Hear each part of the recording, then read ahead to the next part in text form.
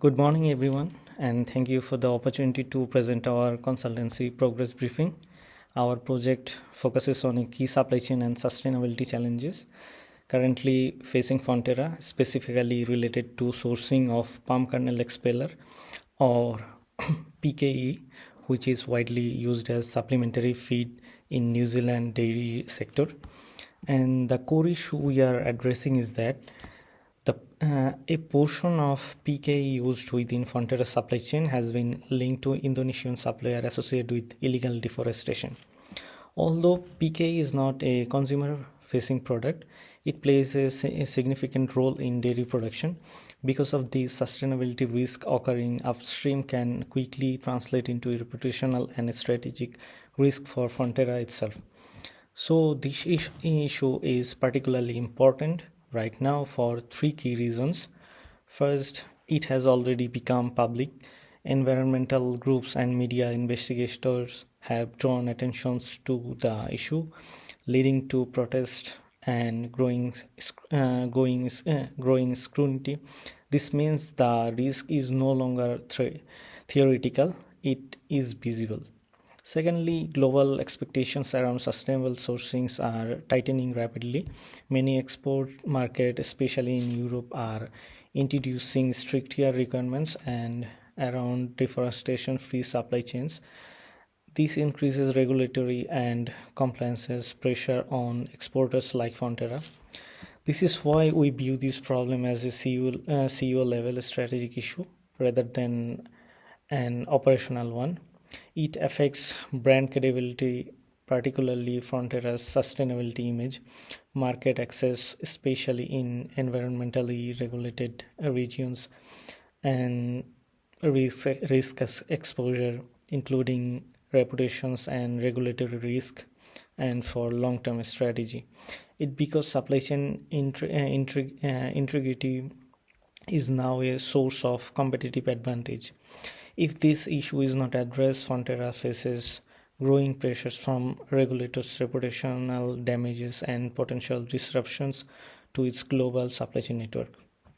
For these reasons, our group approached this as a strategic supply chain problem rather than an environmental issue.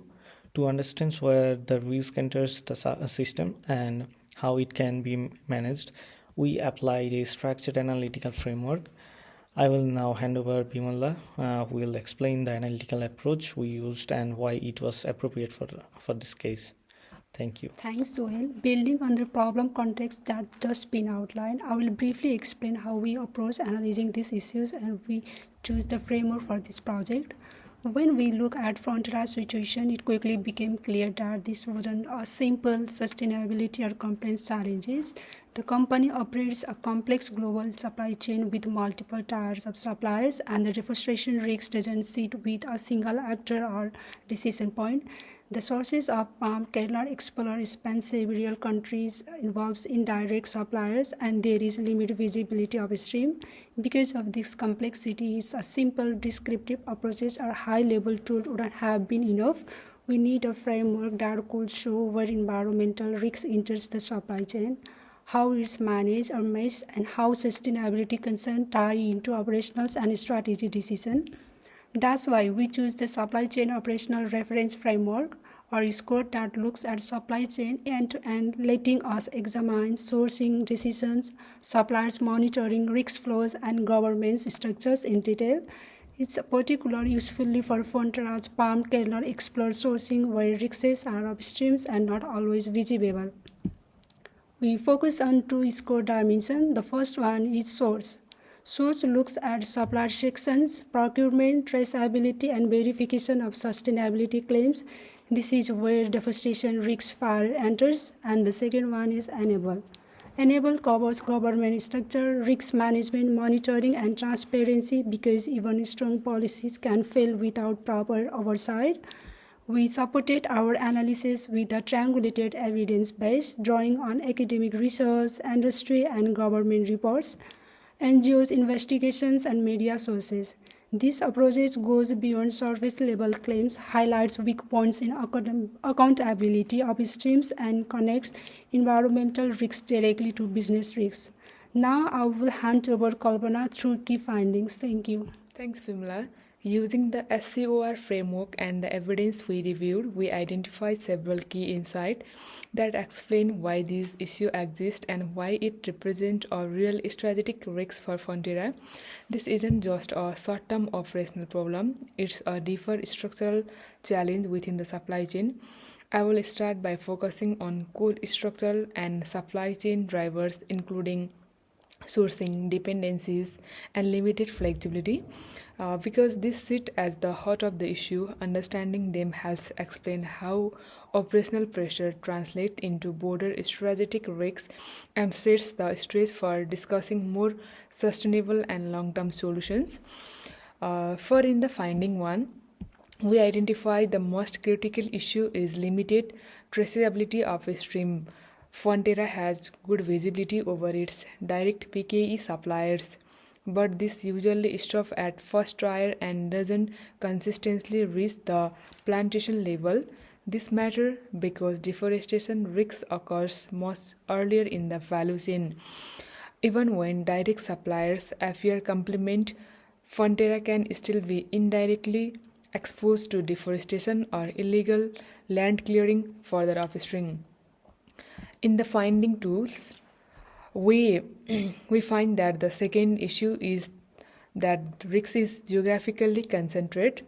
Most of the PKE used in New Zealand comes from specific regions in Indonesia with historically high deforestation rates and weaker land use enforcement. This limits supply chain flexibility and creates reputational risks because any environmental incident in these areas can quickly be linked but back to major buyers like Fonterra. This is structural risk that requires active management. In the finding 3, we find that the third issue is disconnect between intent and execution. Fonterra's sustainability commitment are strong, but in practice, monitoring relies heavily on supplier self-reporting. Independent auditing is limited, and traceability doesn't always extend for even enough upstream. Even with the right intention, consistently enforcing standards across the supply chain is challenging. And the last finding, we find that finally this is a system level issue. No single fix changing one supplier or tightening one control will shift the underlying risks. Addressing it requires a more coordinated approach, better governance, strong traceability, and clear accountability across the entire supply chain. Now I will hand over to Sadam, who will discuss the implication and how we validate this conclusion. Thank you. Thank you, Kalpana. Building on those structure findings, I will now focus on what these findings means for Fonterra and how we validated our conclusion to ensure these are the credibly and evidence-based, not just assumptions. So there are various implications. So in first implication, you can see the reputation risk is high and immediate. One of the most important implications of our finding is the level of reputation risk Fonterra currently faces. Today's sustainability expectations are driven by the consumers, regulators, and global buyers.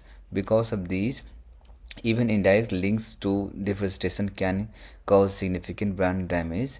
In this case, the key is not whether the Fonterra is directly responsible is deforestation. It is whether a stakeholder believe the company is connected to it. Recent the protest and the media attention show the reputation risk has already started to materialize. This means the issue is no longer theoretical or long term.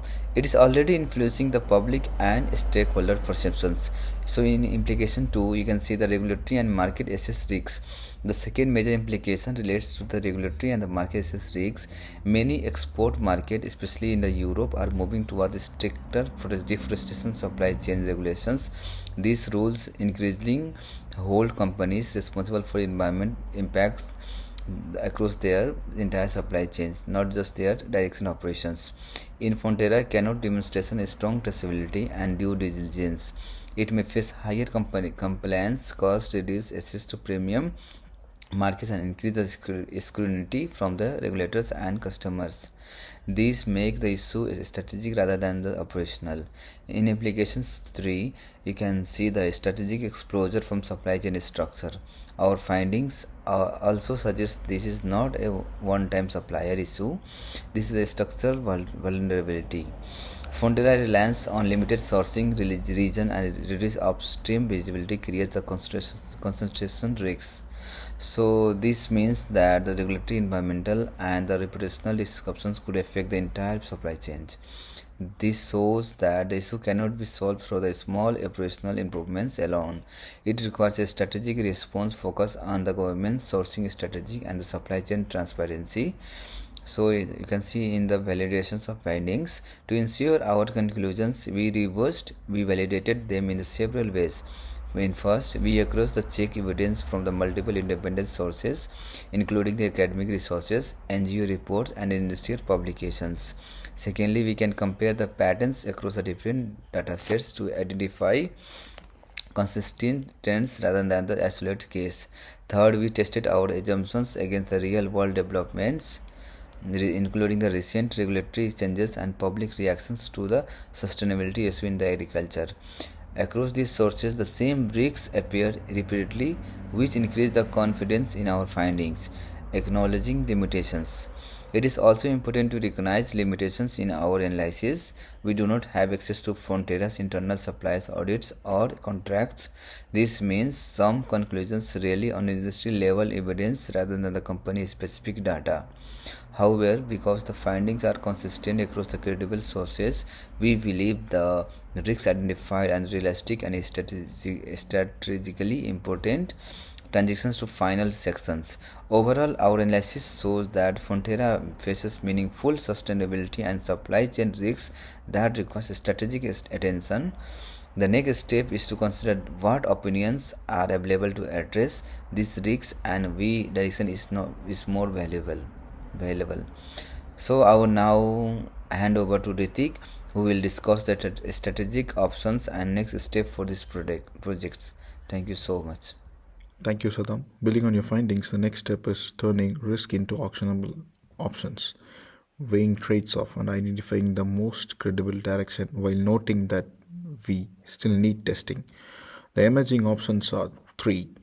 The three options are like maintaining PK with strong auditing, which lowers disruption and cost, but credibility risk remains the same. The second option is transition to verified deforestation free suppliers, strongest for reputation and market access, requires investment and governance. The third option is reduced PKE dependence through alternative feeds, best for sustainability but complex and costly to implement. Yeah. The trade-off summaries. Option 1 is easiest but limited on credibility. Option 2 balances credibility and feasibility. Option 3 maximizes sustainability but is operationally challenging. The main tension is reputation versus cost and feasibility.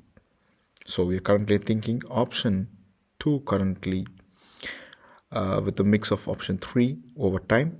It addresses traceability, protects market credibility, and can be paced in. This is our view so far, but further testing is needed. Our next steps are, before finalizing, we will test the cost and feasibility, access implementation timelines, review farmer support needs, and define measurable success indicators. Thank you for the opportunity.